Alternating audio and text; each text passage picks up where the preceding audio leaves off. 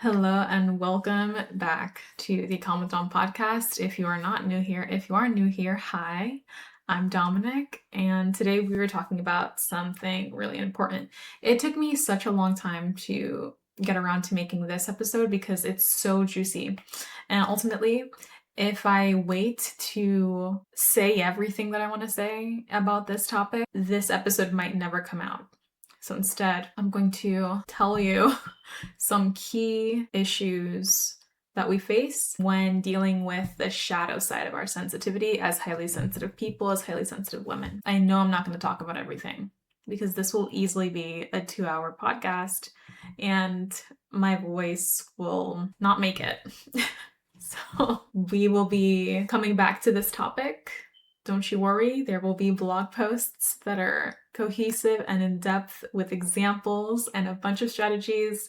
I'll probably be making resources available to you guys to help with different shadow aspects of our sensitivity, but we need to talk about it in general, that there are shadow aspects. I'll just read out the list real quick for you right now so that you're aware of where I'm going with this. This is what I've experienced and this is what I've witnessed. Some of the shadow aspects to your sensitivity may look like emotional manipulation, confrontation avoidant, mind reading as a distortion versus a spiritual gift, discomfort with change in general. So we're not talking about each bullet point in this episode. I just need you to be aware. And if it resonates with you, if it made you a little uncomfortable, or you were like, oh, absolutely, I know that, that's my life, or I've experienced that, I've been on the other side of that with other highly sensitive people in my life, we're on the same page. But first, hello and welcome back to the CalmWithDom podcast, where we harness our sensitivities to overcome our energy leaks and strengthen our relationships with ourselves and other people. I am your coach, Dominic. Let's get into it.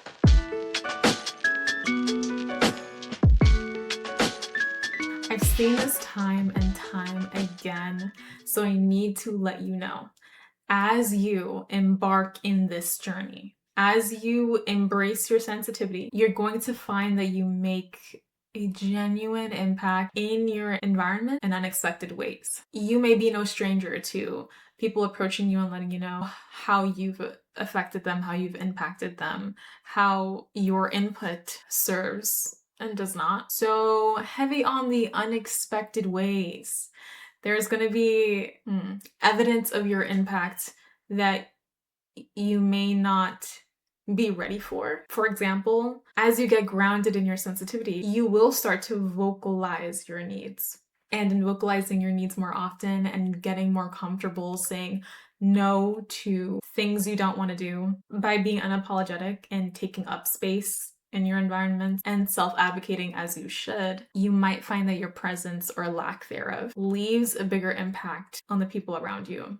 Naturally, the impact is going to be bigger. This is a good thing. You are not responsible for the emotions of others. And whether or not you rub people the wrong way or the right way is, quite frankly, none of your business. But what is your business are the decisions you make, your actions, and your intentions. If you are not careful, you can manipulate the actions of other people against their will under the guise that you are quote unquote too sensitive to be held accountable or quote unquote too sensitive to honor the needs and desires of others. This is big. In the last podcast episode, I talked about how difficult it can be for highly sensitive people to receive criticism, along with guidance to help you get better at receiving criticism, as well as how to manage negative or destructive criticism.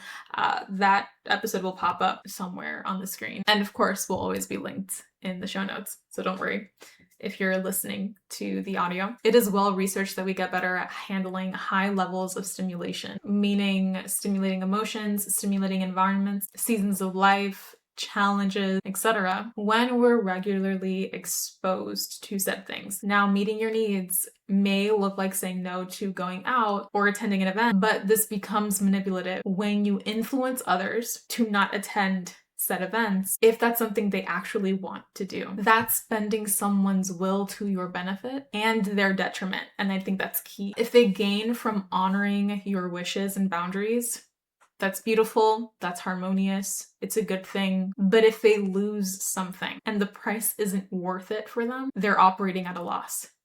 And it may foster resentment in your dynamics. Honestly, you may be hearing this and thinking, that's not me, that's not something I deal with. Personally, I believe that highly sensitive people we're really good at considering the needs and emotions of other people. I think our place of weakness, which is not just our own, I think this is normal, I think it's human, it can be more comfortable saying no to the people we're more comfortable with, i.e., your loved ones. These more personal relationships are the ones that we want to cultivate to honor our sensitivity. It's not the same thing as manipulating other people for the sake of our sensitivity. There's a different energy there. It's definitely more selfish and it's not harmonious. I've seen highly sensitive people get stuck in self-victimization in these kinds of dynamics. And I have worked through these situations with coaching clients of mine. You tend to be willing to dish out your 2 cents with people you care about the most, who you're attached to, etc. Your boundaries are as meaningful as your integrity. And your boundaries aren't rules for other people in your life to follow. I speak a lot on highly sensitive women having to be accountable to their needs for this reason. Right? Your boundaries are your actions, the decisions that you are going to make if ABC takes place. If this thing happens, whatever it is, whatever the conditions are, this is how you will respond. This is how you will feel about it. These are, if anything, rules and regulations and standards that you hold yourself to. It's not you controlling other people. That's not what boundaries are. And I think we forget that very easily. Personally speaking, I think that's why everyone's kind of tired and fatigued by the term boundaries. The work I do specifically with other highly sensitive people have to do with living a life that honors their needs first before relying on others to meet those needs for them. Because we do need the people in our lives to remind us of who we are. You need your sibling or your best friend or your parent or your cousin or your romantic partner to let you know when there's a double standard existing within the dynamic, or you've hurt them, or you're hurting yourself. So here's what you're going to do to address shadows like emotional manipulation. You're going to practice shadow work with proper form. You're going to lean on your community for accountability. And you're going to harness your strengths when you're faced with said issues. Doing these 3 things are going to be how you get better at having conversations with your people, with the topic of your sensitivity being normalized in your life. It's not going to be something that always has to happen. You just need to get better at self-advocating with your sensitivity being your foundation. People in your life can forget that you are a highly sensitive person and what that even means. It's not something you have to point out all the time or kind of pull it out as an excuse, because again, one of the issues that HSPs can face is kind of using it as an excuse to dodge accountability. That's not what we want to do. It's about you getting comfortable with treating yourself as a highly sensitive person. You're the only person who is responsible for meeting your needs. I don't want to give the impression that that is what you're doing when your conversations sound like that. Now, I have an entire curriculum about doing shadow work with proper form. If you do want to get your hands on that curriculum, it'll be in the show notes. There is a right and a wrong way to doing shadow work. If you do it haphazardly and without self-compassion, you're going to get yourself hurt. It's not going to translate well in your conversations with your loved ones either, because that's where victimization happens often. At least these are patterns that show up when I work with my coaching clients. So to avoid that, you want to make sure that you are offering yourself compassion and not seeking it from your loved ones. And I know that's odd because that's what you would expect from your loved ones. But if you are not providing that for yourself, you are going to come from a place of resentment when you are not immediately met with that. Again, we're talking about you tending to your needs in the face of other people who have their own needs that need to be met in the same moment. Emotional manipulation can toss aside your loved one's needs completely. And that's what we don't want to do, even accidentally, at least according to me. So take this with a grain of salt and cross-reference this with your favorite trusted people in this field. It looks like explaining how going to the event or being spoken to in a certain way or receiving the response you didn't like for whatever reason, explaining how it lands with you, what it usually does for you, because you having a boundary that exists means that there is a pattern to the overstimulation you experience. It's something that you know well enough about yourself that you're able to communicate with your loved one. So just letting your person know how it lands with you, and because of that, this is what you do as a response to take care of yourself. Now, we are not perfect. If you find yourself in a position where you may have already done the emotional manipulation, because we are not saints, and that's like a whole other topic that I've been very open about online anyway, so we're not perfect. Being highly sensitive does not mean that we are saints. We get it wrong, and so an apology has to come first. You've got to acknowledge when damage has been done, right? If someone sacrificed their needs for your sensitivity and it was unharmonious, you got to address it and be the person to take responsibility for it happening less often, if at all. At least this is what it looks like in conversation. With yourself, you're going to have to sit with it and figure out where your response is coming from. And no matter what the answer is, you've got to be okay with it. You can change your reality. You can change how you respond to things. It takes time, but you are not your own executioner here. I do believe that there tends to be an overcorrection once we become aware of a problem that we have and we want to solve. So when a highly sensitive person discovers that they've been feeling alone in a crowded room of people that they love and learn that it's because they've never advocated for their needs and no one else has, this can mean a couple of things for you as a highly sensitive person. It can mean that either A, literally no one recognized your needs, or B, you were successful in disregarding every time a loved one tried to. Sometimes both are the case. Either way, it hurts a lot to be faced with that realization. If you've made the decision to start cultivating an environment where that doesn't happen anymore and you don't have people in your life that allow that to happen, but most importantly, that you are not allowing that to happen anymore, you may overcorrect. And so you have to be aware of the power of your no. You have to be aware of the power of your self-advocacy and balancing your personal needs with the needs and desires of other people, the people that you love. That being said, there is a fine line between self-care and manipulating others' actions. The biggest example of this unintentional emotional manipulation is giving ultimatums. I think that's pretty popular when we are at our limit, when we're so overly stimulated that we throw out ultimatums. If you do this, if you respond to me this way, I will stop A, B, C. Ultimatums sound like boundaries, and they are. But you've got to be careful about where are you placing power in the dynamic that you're in. That can get tricky. It sounds like you're taking responsibility for your own actions, right? The way that a boundary is supposed to do. But in our most intimate relationships, what you do does have an impact on them. And you cannot control people. You can't control how they react to you and your big emotions. So you're going to have to be honest with yourself about why you're throwing out ultimatums in the first place. What is it that you cannot stand? And this leads to one of the other shadow aspects of our sensitivity, which is that we are very uncomfortable with change. and we're very uncomfortable with confrontation.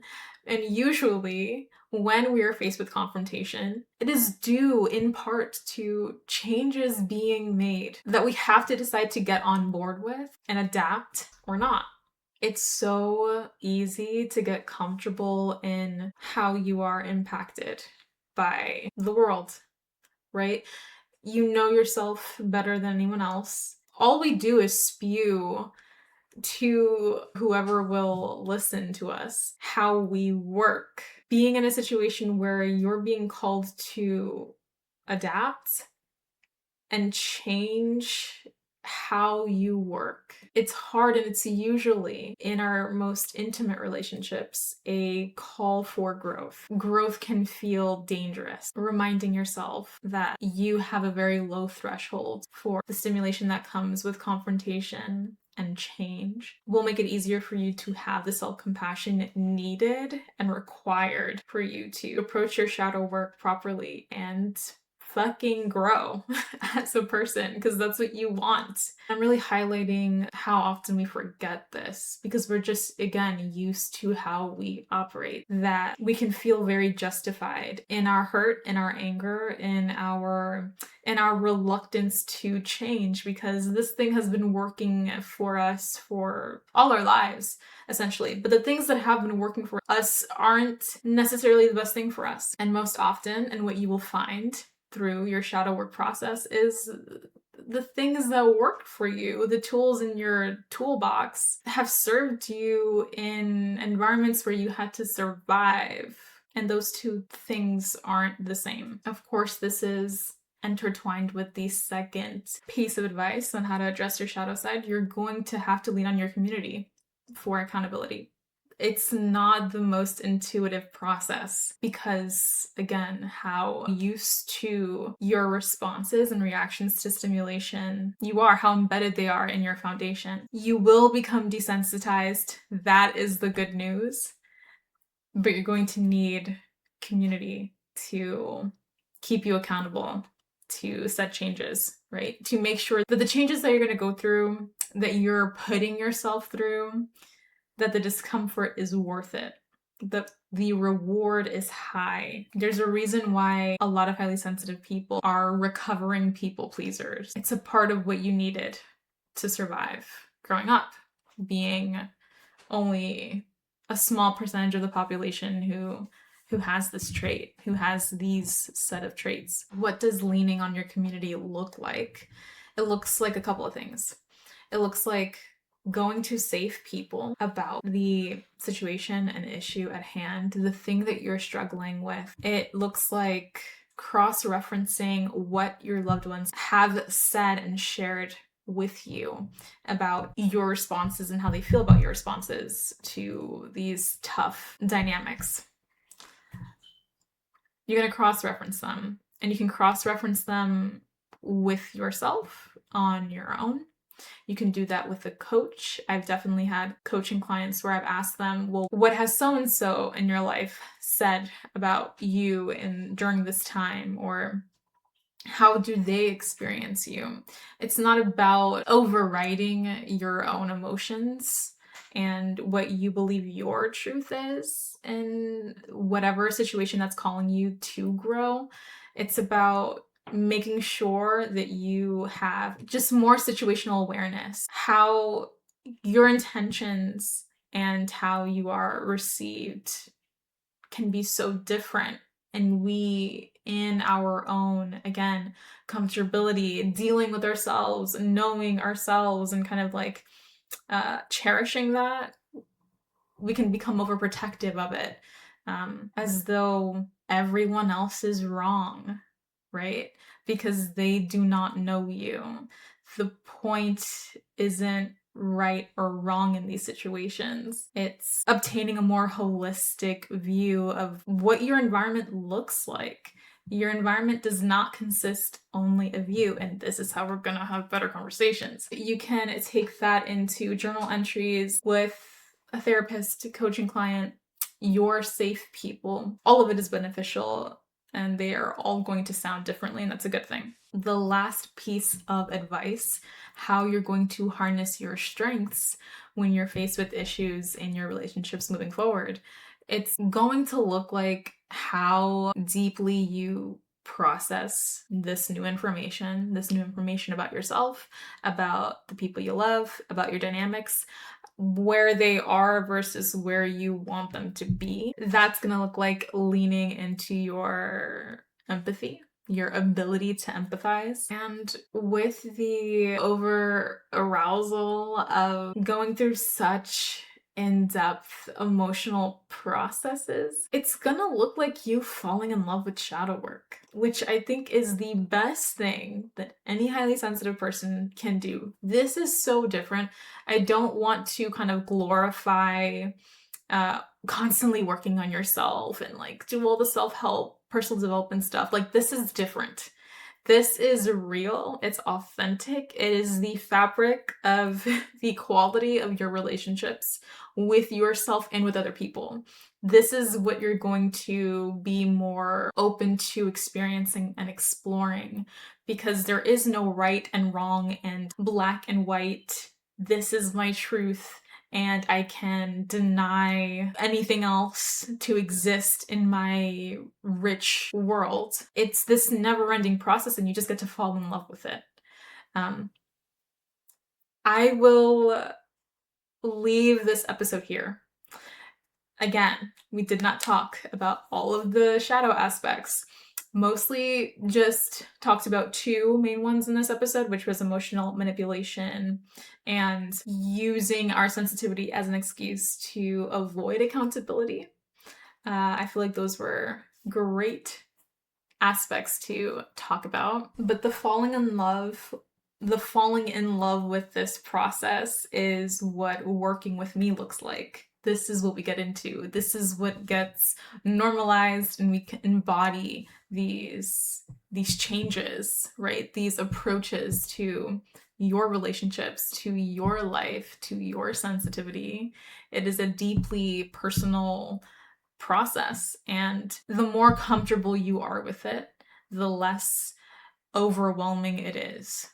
Again, the desensitization of getting grounded in your sensitivity. This is what it looks like. This is the work that it takes. You do not have to do this alone. And if you feel, safe and comfortable to do that work with my guidance, whether one-on-one or with my self-paced resources, you can find the Roadmap to Self-Grounding program that is going to be linked in the description below, as well as the application to work with me one-on-one. And you can find out all the details in those links. I will also be linking my free emotional intelligence workbook. This is a self-reflection workbook that gets you started and how to approach your shadow work. It's not too lengthy. It's about 10 to 12 prompts that'll get you started in just sharpening your emotional intelligence skills, so this process feels a little lighter and simple. Thank you so much for being here, joining me in this conversation. Please feel free to continue the conversation in the comment section if you're watching this on YouTube. You can also text me your thoughts privately, personally. I'd love to hear any questions, concerns, topics you want to talk about. If you text them to me, I will potentially share them in the next episode. But that is all. Thanks for being here, and I'll see you next week.